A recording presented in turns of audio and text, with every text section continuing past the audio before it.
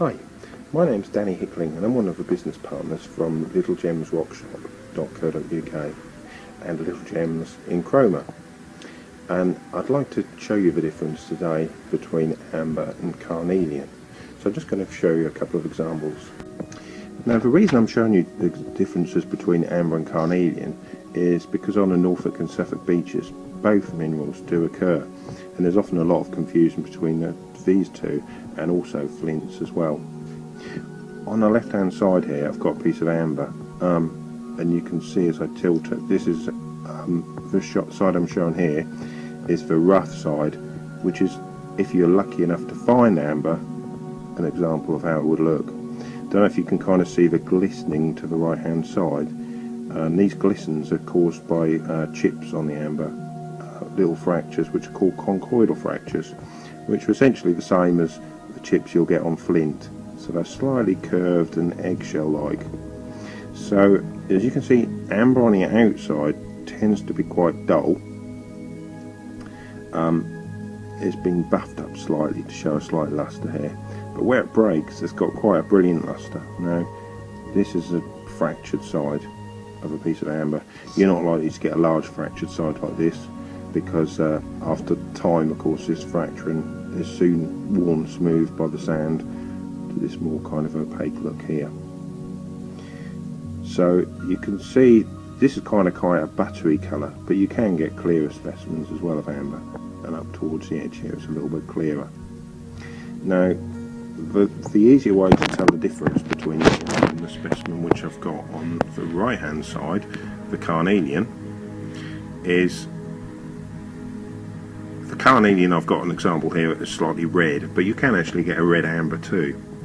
But there is a big difference between the two, the main one being the hardness and also the density and the weight of it.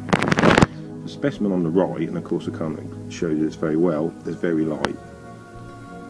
The carnelian on the right, is a lot heavier.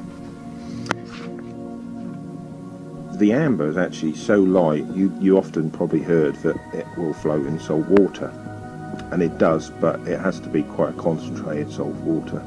You have to actually get hot water, put an awful lot of salt in it, and then it starts to kind of not completely float, but just bobble around a little bit in the salt water as it moves around. The carnelian, of course, being a stone, just sinks straight to the bottom. The carnelian, I've showed a rough specimen here, but tends to be quite water worn, and when polished makes a nice polished stone. So both of these are essentially gemstones, the amber and the carnelian. The amber, as you may well have read, is about 40 million years in age. It comes from derived from the Baltic in towards Latvia. Of course that's where it's in modern days mined. It used to be quite abundant here in the 50s and 60s and 70s. It's getting quite hard to find, but occasionally people do find quite substantial specimens and bring it into the shop. Now I said the first thing is the weight, so that's kind of quite apparent. The amber also is a lot warmer to the touch because it's a resin, which is actually a tree resin. The carnelian is a lot colder to the touch, so that's another difference.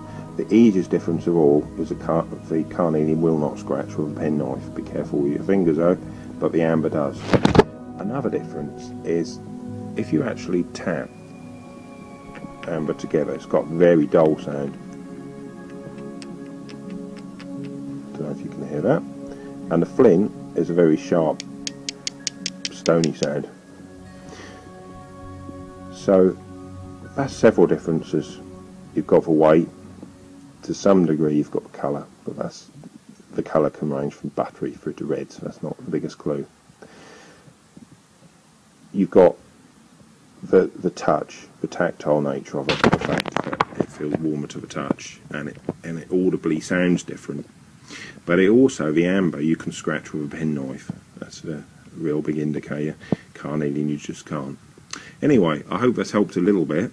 The one last thing there is to distinguish amber between man-made resins. This piece here looks like amber. It's very light, and at first glances you can easily be fooled. This, however, is a man-made resin. This one turned up, actually, this particular piece, in Shetland, so I'm not sure, but I'm wondering if it's a resin to do with the oil industry. But you put a pin into this, a red hot pin, obviously hold up pliers, and it comes up with a very acrid smell. So a lot of the false ambers, which have been obviously put there to fool us, can be distinguished here, because you put a red hot amber into fake amber or into man-made resins, and it usually smells acid, acrid and plasticky. The amber, however, has a lovely piney scent. Anyway, I hope that's helped a little.